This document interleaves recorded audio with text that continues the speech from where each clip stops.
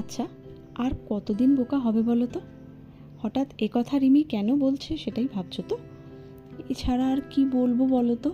4100 টাকার শাড়ি যদি 5500 দিয়ে কেনো বা 5300 দিয়ে কেনো, তাহলে বোকা ছাড়া আর কি বলবো বলো তো? লাস্ট কিছুদিন ধরে আমার হোয়াটসঅ্যাপ জুড়ে একটাই মেসেজ, রিমি তুমি 4100 টাকায় এই শাড়ি কী করে দিচ্ছ? অন্যান্য জায়গায়, অন্যান্য ওয়েল নোন শোরুম বলো বা অন্যান্য সেলারের কাছে এই শাড়ি তো 5500 5300-র নিচে নেই। তাহলে তোমার আর ওদের কোয়ালিটির মধ্যে নিশ্চয়ই তফাৎ আছে, না হলে এত দামের ফারাক কী করে হয়? মোটামুটি 1200 থেকে 1500 টাকার ডিফারেন্স, যেটাই কিনা আরেকটা শাড়ি হয়ে যাবে।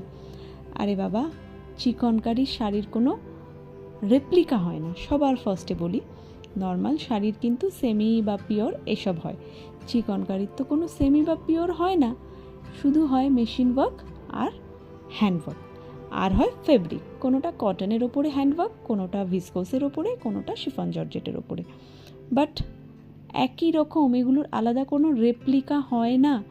সো শাড়ির কোয়ালিটি নিয়ে কোনো কথাই হবে না। কোয়ালিটি বলো, হাতের কাজ বলো, অলরেডি তোমাদের সামনে ভিডিও রয়েছে, তোমরা দেখতে পাচ্ছ। তাহলে তফাৎটা যেটা হচ্ছে, এটা কিন্তু পুরোপুরি যার যার মানে যে যত টাকায় সেল করবে সেটা তার উপরে নির্ভর করে। কেউ মনে করছে তার 5500 টাকায় সেল করলে জিনিসটা তার ঠিকঠাক হবে, আর আমি মনে করছি আমি 4100 টাকায় সেল করলেই হবে। তোমাদেরকে বেস্ট কোয়ালিটির জিনিস একটা করে অন্তত হাতে যাতে তুলে দিতে পারি, কারণ চিকনকারির শাড়ি এতটাই ভালো, সবাই চায় আমার ওয়ার্ড্রোবে একটা থাকুক, কিন্তু প্রাইসের জন্য সত্যি সত্যি হাত দিতে পারে না। তার জন্যও তো পার্ট পেমেন্ট অপশান আমি দিয়ে দিয়েছি। তারপরেও যদি তোমরা বোকা হও, আমার আর কিচ্ছু বলার থাকে না। 100-200 টাকার ডিফারেন্সটা কোনো ম্যাটার করে না, বাট যেখানে 1000 থেকে 1500 টাকার ডিফারেন্স, সেখানে তো ম্যাটার করে বস। সো এবারে তোমরা বোকা হবে কি না সেটা তোমরা নিজেরা ডিসাইড করো।